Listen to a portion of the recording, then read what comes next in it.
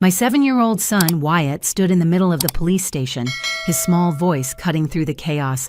"Officer Johnson, should I tell you?" Where Uncle Mike really took my little sister. The room went dead silent, and my brother Mike's face drained of all color. 20 minutes earlier, this same police station had been pure chaos.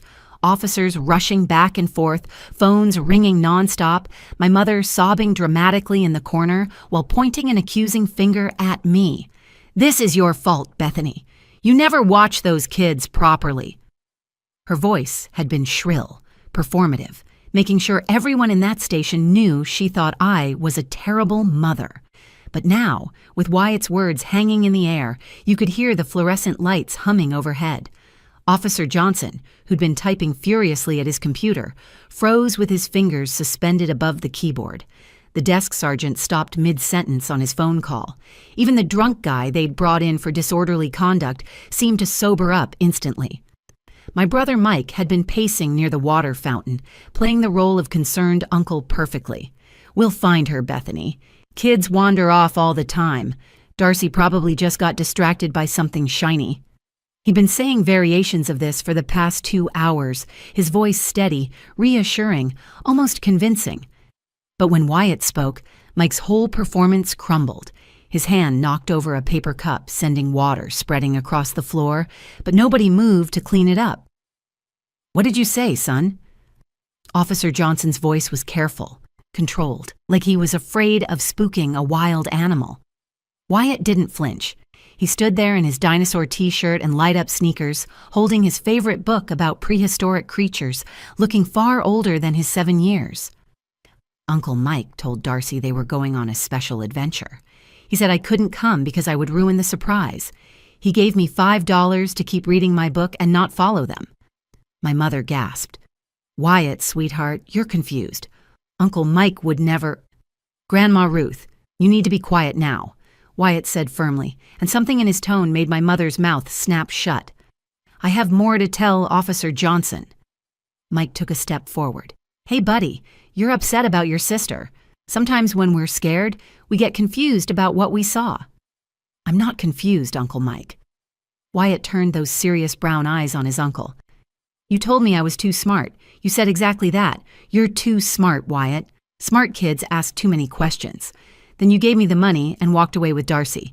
She was wearing her purple butterfly dress, the one Mom just bought her for picture day." The detail sent a chill through me. Wyatt never forgot anything. His teachers called it exceptional recall. His pediatrician said it was borderline eidetic memory. But right now, it might be the thing that saved my daughter. Officer Johnson moved slowly, deliberately, pulling out a chair. "Wyatt, I need you to sit down and tell me everything you remember, every single detail." My legs felt like water. 3 hours ago, my 4-year-old daughter, Darcy, had been laughing on the swings at Riverside Park, her blonde curls bouncing as she pumped her little legs, trying to go higher.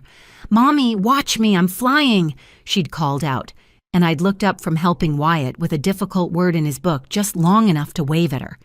Now she was gone, and my 7-year-old son was about to reveal something that would shatter our family forever. Mike's phone buzzed in his pocket. He reached for it instinctively, then seemed to think better of it. Officer Johnson noticed. "Mr. Lawson, I'm going to need you to hand over your phone." "This is ridiculous," Mike said, but his voice cracked. "I'm trying to help find my niece, and you're treating me like a criminal because a confused kid—" "Uncle Mike," Wyatt interrupted. "The lady you met last week drives a white SUV. She has blonde hair and cries a lot. She said 50,000 wasn't enough. She wanted 75,000. You told her you'd figure something out. You said Bethany was too tired and too poor to fight back." The silence that followed was deafening. My mother's face had gone from red to white to gray in a matter of seconds. Mike's mouth opened and closed like a fish, gasping for air. Officer Johnson was already on his radio, his voice urgent but controlled, calling for backup, asking for all units to be on the lookout for a white SUV. I stared at my son, this brave little boy who'd been carrying this terrible secret, waiting for the right moment to reveal it. He looked back at me with those wise eyes and said simply, "I knew you'd need to know the truth, Mom." I was just waiting until everyone would listen. The police station erupted into controlled chaos, but this time with purpose, with direction. They had leads now, real information. Mike was being read his rights while my mother screamed that this was all a misunderstanding, but I only had eyes for Wyatt, my quiet, brilliant son who might have just saved his sister's life with his patience and his perfect memory. "There's more, Mom," Wyatt said quietly, "just for me. Lots more." But I wanted to make sure Officer Johnson heard the important parts first. He held up his dinosaur book. Chapter 7 is about protection. It says the smallest dinosaurs sometimes protected the herd by being observers, by watching for danger. That's what I did. I observed. I'm Bethany Lawson, and until 3 hours ago, I thought I knew exactly who I could trust. It was supposed to be a perfect Saturday afternoon at Riverside Park. The spring air was warm, carrying the scent of fresh-cut grass and blooming cherry trees. Darcy was giggling on the swings, while Wyatt read his dinosaur book on the bench beside me. The sounds of children playing mixed with dogs barking and parents chatting, creating that comfortable chaos that meant safety in numbers. My brother Mike had just moved back from Denver 2 weeks ago after losing his job at some tech startup. Mom insisted we include him in our family outings to help him adjust. She'd called me 3 times that morning alone. "Bethany, family supports family. Mike needs us right now. Don't you dare leave him out." So I'd invited him, pushing down the uneasy feeling I'd had since he'd shown up at Mom's house with just 2 suitcases and a story about downsizing that didn't quite add up. Mike seemed different since his return. He was jumpier, constantly checking his phone even during conversations. His laugh came too quick and lasted too long. When I'd asked about his plans, he'd been vague. "Just exploring options, sis." You know how it is. But I didn't know how it was. I'd been working double shifts at the hospital for 3 years straight, raising 2 kids alone after their father decided family life wasn't for him. I knew exactly what my options were: work, survive, repeat. The park was our Saturday tradition. Wyatt would bring whatever book he was devouring that week, and Darcy would run wild on the playground until she exhausted herself. It was the one time all week when I could sit still for more than 5 minutes, when the weight of single motherhood lifted just enough for me to breathe. "Auntie Bethany works too hard," Mike had said when he arrived, using that old childhood nickname that immediately set my teeth on edge. He hadn't called me that in years. "Let Uncle Mike help out. I miss my niece and nephew." Darcy had run to him immediately, throwing her arms around his legs. "Uncle Mike, push me on the swings." She adored him the way only 4-year-olds could, with complete and unconditional trust. He was the fun uncle who'd sent her stuffed animals from Denver, who'd video called on her birthday and made silly faces until she laughed so hard she got hiccups. Wyatt had been more reserved, offering a polite, "Hi, Uncle Mike," before returning to his book. Mike had ruffled his hair, and I'd caught the slight flinch, the way Wyatt pulled away just a fraction. My son noticed everything, processed it all through that remarkable mind of his. I should have paid attention to his instincts. The park was packed with the usual Saturday crowd. The Martinez family was having a birthday party by the pavilion, complete with a piñata and coolers full of juice boxes. Mrs. Chen was power walking the loop with her group of retired teachers. Tom Bradley was teaching his twins to ride bikes on the flat path near the duck pond. It was community. It was normal. It was safe. Mike had been charming at first, pushing Darcy on the swings while making airplane noises, helping her climb the rope ladder when she got scared halfway up. He'd even bought ice cream for both kids from the truck that made its rounds every hour. Vanilla for Darcy, chocolate for Wyatt. He remembered their favorites. "You look exhausted, Bethany," he'd said when he returned with the ice cream. It wasn't unkind, just observational. "When's the last time you did something for yourself?" "Tuesday," I'd replied automatically. "I took a 15-minute lunch break all to myself." He'd laughed, but there was something else in his eyes. Pity? Calculation? I was too tired to analyze it. "Just for 5 minutes," he'd said with that easy smile that always convinced Mom he could do no wrong. "Let me push Darcy on the swings while you help Wyatt with his book. You deserve a break, sis. You work too hard." I should have noticed how he kept looking toward the parking lot. Should have questioned why he'd parked his beat-up Honda so far from our spot when there were at least 10 closer spaces available. Should have wondered why he was wearing his good jacket on such a warm day, the one with all the pockets. But I was tired from working a 12-hour shift the night before, and 5 minutes of peace sounded like heaven. Wyatt had been struggling with a word in his book about the Cretaceous period. Pachycephalosaurus, he'd said slowly, his finger under each syllable. Mom, why did they have such thick skulls? It was such a simple moment. Me helping my son read, the sun warm on our backs, Darcy's laughter floating over from the swings, the last normal moment before everything shattered. 7 minutes. That's how long it took for my world to shatter. When I looked up from Wyatt's book, the swing was empty, chains still moving slightly in the breeze. The metal seat swayed back and forth like a pendulum, counting off the seconds of my failure as a mother. Mike was gone. Darcy was gone. My first thought was the ice cream truck. Maybe he'd taken her for another treat. I walked quickly, not running yet, still clinging to rational explanations. The vendor, a teenager with acne and bored eyes, shook his head. Haven't seen anyone matching that description in the last 20 minutes, ma'am. The playground came next. I checked behind the spiral slide, inside the tunnel, under the climbing structure. Darcy! Darcy, honey, where are you? My voice was getting higher, tighter. Other parents started looking up from their phones, that universal parental radar picking up distress signals. What does she look like? A woman with twin boys asked, already standing, ready to help. 4 years old, blonde curls, purple butterfly dress, about this tall. I gestured frantically. She was with my brother, Mike. Tall, brown hair, wearing a navy jacket. Within minutes, a small army of parents was searching. The bathroom building, the duck pond, the nature trail, the parking lot. Each empty location sent my heart rate climbing higher. Someone called 911. A jogger ran the entire park perimeter. The birthday party at the pavilion stopped, and the Martinez family joined the search. When Officer Johnson arrived 15 minutes later, his first words still burn in my memory. Ma'am, how long were you not watching your daughter? The accusation in his tone was clear, sharp as broken glass. I was helping my son read. My brother was watching her. Maybe 7 minutes, maybe 10 at most. And where is your brother now? I don't know. That's the problem. He took her somewhere and hasn't come back. Officer Johnson, a man with gray at his temples and the tired eyes of someone who'd seen too much, pulled out his notepad. Has your brother ever taken your daughter without permission before? No, never. He just moved back to town. He loves Darcy. Mrs. Peterson from 2 houses down had arrived somehow, drawn by the drama like a moth to flame. She said loudly enough for everyone to hear, "Some mothers just can't handle the responsibility alone. 2 kids working all the time, no father in the picture. It's too much for one person." The words hit like physical blows. Another neighbor, Janet Clark, nodded sympathetically but added, "I've seen her leaving those kids with anyone who'll watch them. The grandmother, babysitters, now the uncle." "I have to work," I said, hating how defensive I sounded. "I'm a nurse. I work to support my children." Then Mom arrived in a whirlwind of dramatics and accusations.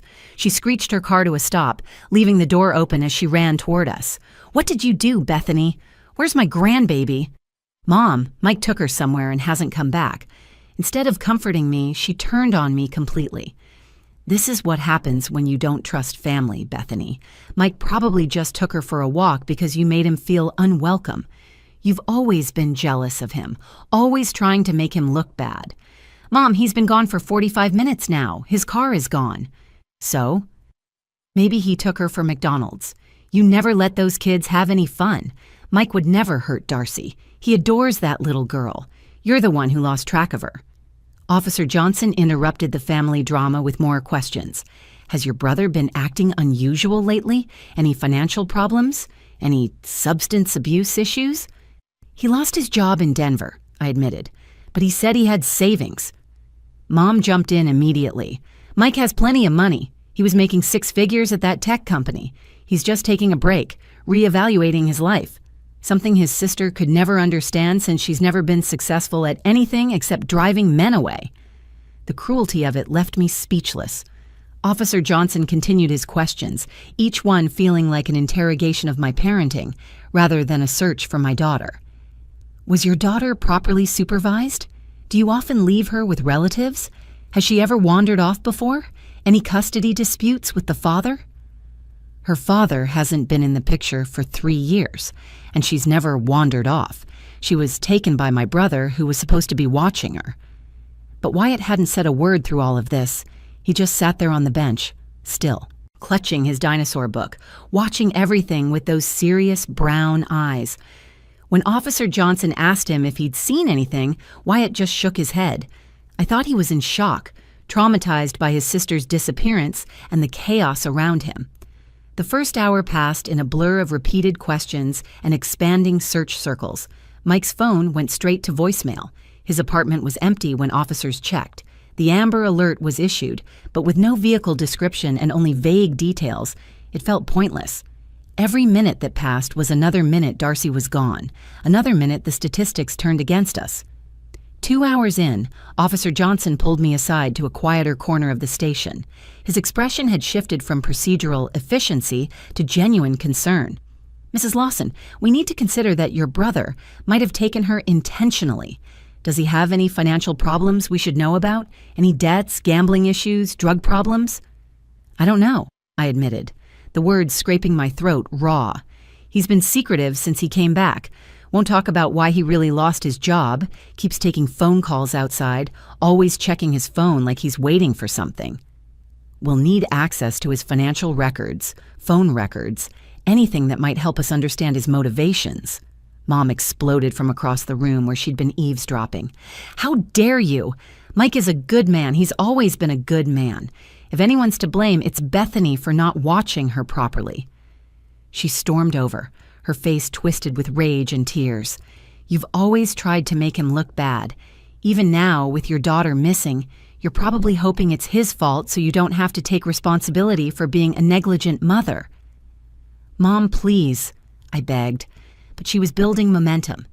"Do you know how hard it's been for Mike? Losing his job, his relationship falling apart, having to move back home? And instead of supporting him, you've been cold and suspicious. No wonder he wanted to take Darcy somewhere fun, away from your negativity." Officer Johnson raised his hand to quiet her, but Mom kept going. "My son would never hurt that baby. Never. If you want to investigate someone, investigate her. Check how many times she's left those kids with strangers. Check her work schedule, 16-hour shifts sometimes. What kind of mother works 16-hour shifts? The kind who has to pay rent and buy food," I shot back, my control finally snapping. "The kind who doesn't have anyone else to rely on." That's when something shifted in Wyatt. He stood up from his chair with deliberate purpose, walked straight to Officer Johnson, and tugged on his sleeve. The whole station seemed to pause, watching this small boy with his dinosaur book tucked under his arm, moving with the determination of someone much older. "Officer Johnson," Wyatt said clearly, his voice carrying across the room, "I need to tell you something about Uncle Mike. But Grandma Ruth can't be here when I do." Mom's face went purple. "Wyatt, sweetheart, you're confused. This is grown-up business." "No, Grandma, I'm not confused. I have information about where Uncle Mike took Darcy, but you won't let me tell it if you're here because you always say Uncle Mike is perfect and everyone else is wrong." Officer Johnson knelt down to Wyatt's level, his entire demeanor changing. "What do you need to tell me, son?" Wyatt looked at me, and I saw something in his eyes I'd never seen before. Resolve, protection, a fierce intelligence that had been watching, waiting, choosing its moment. I nodded at him, and he turned back to the officer. "Uncle Mike told Darcy they were going on a special adventure. He said I couldn't come because I'm too smart and would ruin the surprise. He gave me $5 to keep reading my book and not follow them." The $5 bill was still in Wyatt's pocket. He pulled it out, crumpled and damp from his sweaty palm, and placed it on Officer Johnson's desk like evidence at a trial. "When did he give this to you?" Officer Johnson asked, his voice gentle but urgent. "Right before he walked away with Darcy. He said, 'Be a good boy, Wyatt. Smart boys know when to mind their own business.' Then he took Darcy's hand and said they were going to meet some very nice people who wanted to see how pretty she was." My legs nearly gave out. Officer Johnson caught my arm, guided me to a chair. "Wyatt, did Uncle Mike say anything about these people?" "Not then, but last week he did." Mom tried to interrupt again. "This is ridiculous, a child's imagination running wild during a traumatic event." Officer Johnson's voice turned steel. "Ma'am, I need you to step outside. Now Officer Martinez will take your statement in another room." "You can't make me leave. That's my grandson." "I can and I will if you interfere with this investigation. Your granddaughter is missing, and your grandson has crucial information. Choose what matters more, your son's reputation or your granddaughter's safety." Mom looked like she'd been slapped. She opened her mouth, closed it, then allowed Officer Martinez to lead her away, shooting me a look of pure venom as she left. Wyatt waited until the door closed behind her. Then he looked up at Officer Johnson with those old soul eyes and said, "Last week, a lady with blonde hair came to our house. She was crying. She and Uncle Mike were talking about adoption papers and money, lots of money, and Uncle Mike told her he had a plan to get her what she wanted." The room went completely still. Officer Johnson reached for his radio while simultaneously gesturing for another officer to start recording. "Wyatt, I need you to tell me everything you remember about that conversation. Every single word." "There's more," Wyatt continued, his voice steady despite the tears starting to form in his eyes. "Last week, when Uncle Mike was babysitting, a lady came to our house. She had blonde hair that looked like she'd been crying for days. Her makeup was all smeared. She kept saying, 'You promised me, Mike. You promised this would work.' Uncle Mike gave her an envelope and told her to be patient, that he had a plan." Officer Johnson's expression changed completely, his whole body tensing like a hunter who'd just spotted prey. "Wyatt, did you hear anything else?" "The lady said something about adoption papers and money. She said 50,000 wasn't enough anymore, that she wanted 75 because her husband was getting suspicious about where the first payment went. Uncle Mike got really mad and said he'd figure something out, that she needed to trust him." Every word from my son's mouth was another dagger in my chest. Officer Johnson was already typing rapidly on his computer, pulling up databases I couldn't see. "Can you describe this woman in more detail?" "She was shorter than Mom, maybe 30 years old. She wore a big diamond ring and kept twisting it while she talked. Her car was a white SUV with a baby on board sticker, but I looked inside when she left and there was no car seat. I thought that was weird." "You saw her car?" "From my bedroom window. Uncle Mike didn't know I was home. Mom had picked me up early from school because I finished all my testing, but Uncle Mike thought I was still there. I heard voices and looked outside." Officer Johnson grabbed his radio. "All units be on the lookout for a white SUV with a baby on board sticker. Possible child trafficking situation. Suspect is a white female, approximately 30 years old, blonde hair, traveling with a male suspect, Mike Lawson." The station erupted into controlled chaos. Phones rang, officers ran to their vehicles, computers clicked rapidly, but Wyatt wasn't finished. "Uncle Mike took pictures of Darcy last week. Lots of them. He said they were for Grandma, but he made her wear 3 different outfits and told her to smile pretty for the nice people who would love her very much. He also asked me if Darcy had any allergies or medical problems. I thought he was just being a good uncle, but now I think he was making like a catalog page." "A catalog page?" Officer Johnson's face had gone pale. "Like when Mom shops online for clothes. Different pictures, different angles, information about the product. That's what it felt like. He even measured her height against the wall and wrote it down." I was going to be sick. My baby, my beautiful little girl, had been photographed and measured like merchandise. Officer Johnson called another officer over. "Get the cybercrime unit on this immediately. Check all the adoption forums, especially the illegal ones. Look for recent posts about a 4-year-old blonde girl." Then Wyatt delivered the final piece. "Uncle Mike called the lady Verna, and she called her husband Grant. She said, 'Grant thinks we're adopting from foster care, but the waiting list is 3 years long and I can't wait anymore.' Uncle Mike said, 'Verna, trust me. My sister is too overwhelmed to fight this. She can barely pay rent. By the time she realizes what happened, you'll be in another state with legal-looking papers.'" Officer Johnson was on his feet now, barking orders. "Run the names Verna and Grant with that vehicle description. Check all recent adoption attorney consultations, fertility clinics, anyone who's been flagged for suspicious adoption inquiries. Within 15 minutes, they had a match. Verna and Grant Henderson from Riverside Heights, just 40 miles away. She'd been flagged 6 months ago for trying to pay a pregnant teenager for her baby. They'd been desperate to adopt for 5 years, going deeper into debt with each failed attempt. "We've got them," an officer shouted from across the room. Traffic camera caught the white SUV heading north on Interstate 85. They passed through a toll booth 20 minutes ago. Officer Johnson coordinated with state police, setting up roadblocks ahead of the vehicle. The entire operation moved with the precision of a military strike. 35 minutes later, his phone rang.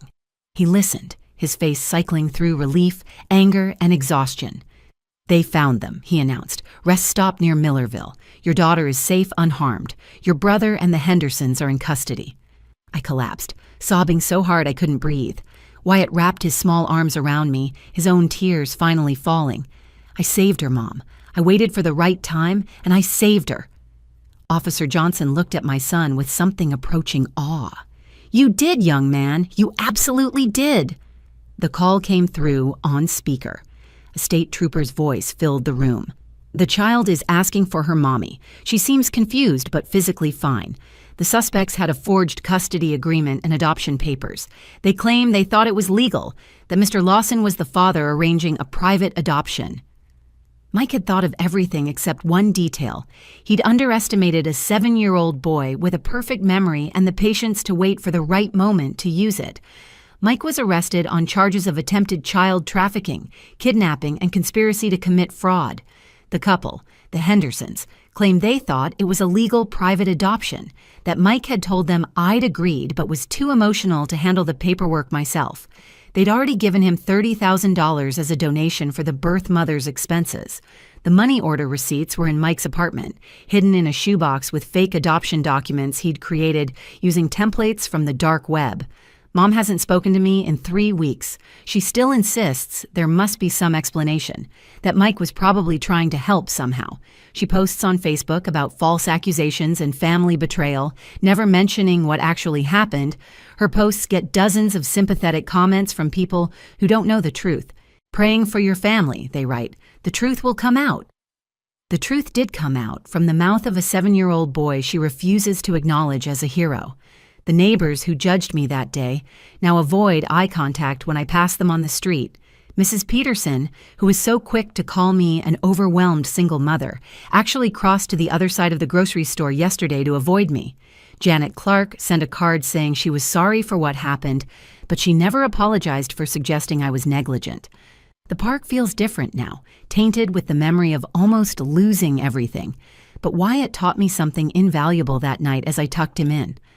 "Mom," he said, looking up at me with those wise brown eyes, "I knew Uncle Mike was lying because you always tell us that family means protecting each other. He wasn't protecting Darcy. He was selling her. That's not what family does." "Why didn't you tell me right away about the woman who came to the house?" I asked, still trying to understand. "Because Uncle Mike gave me $10 to forget, and I wanted him to think I did. If I told you then, he would have known I was watching him. So I kept watching. I wrote everything down in my dinosaur book, in the margins where nobody would look. See?" He showed me the tiny notes in pencil, dates and times and snippets of overheard conversations. My 7-year-old son had been building a case like a detective. Darcy doesn't remember much, thankfully. She talks about the car adventure with Uncle Mike sometimes, and how the lady gave her candy and kept calling her sweetie and our little angel. She doesn't understand why Uncle Mike doesn't visit anymore, or why Grandma Ruth cries when she sees us at the grocery store. I've told her Uncle Mike had to go away because he made bad choices, and that's all she needs to know at 4 years old. The investigation revealed Mike had debts exceeding $80,000 from online gambling. He'd been planning this for months, researching private adoption loopholes, creating a false narrative about me being an unfit mother.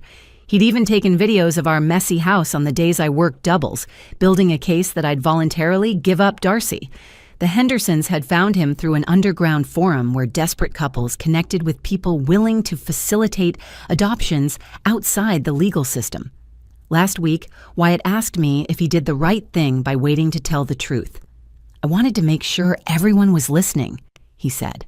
Sometimes grown-ups don't believe kids unless they say it at the right time. If I'd told you about the lady while Grandma was defending Uncle Mike, she would have said I was making it up. I needed Officer Johnson to hear it when it mattered most. I held him tight and told him he was the bravest person I knew. He'd carried that terrible knowledge for a week, adding to it, documenting it, waiting for the moment when his words would have maximum impact. Trust isn't about blood, it's about actions. My 7-year-old son understood that better than any of the adults in that police station. He saved his sister not with strength or authority, but with patience, observation, and the courage to speak truth when it mattered most. Sometimes the smallest voice in the room carries the most power. You just have to be willing to listen. The case goes to trial next month. Mike faces 15 years. The Hendersons face 5 to 10. Mom still won't return my calls, choosing to believe in the son who betrayed her rather than the grandson who saved her granddaughter. But every night when I check on my sleeping children, I know that Wyatt's courage saved our family. Not the extended family we lost, but the real family. The 3 of us who choose to protect each other, no matter what. Some bonds are stronger than blood. They're forged in moments of truth, when a 7-year-old boy stands up in a police station and says the words that change everything. Wyatt didn't just save his sister that day. He taught me that heroes come in all sizes, and sometimes they're sitting right beside you, reading a book about dinosaurs, waiting for their moment to roar. If this story touched your heart, please take a moment to like this video and share it with others who need to hear it. Your support helps these important stories reach more people. Comment below with your thoughts, and don't forget to subscribe to our channel for more powerful, true stories that remind us of the strength found in unexpected places. Thank you for listening, and remember, sometimes the quietest observers are the strongest protectors.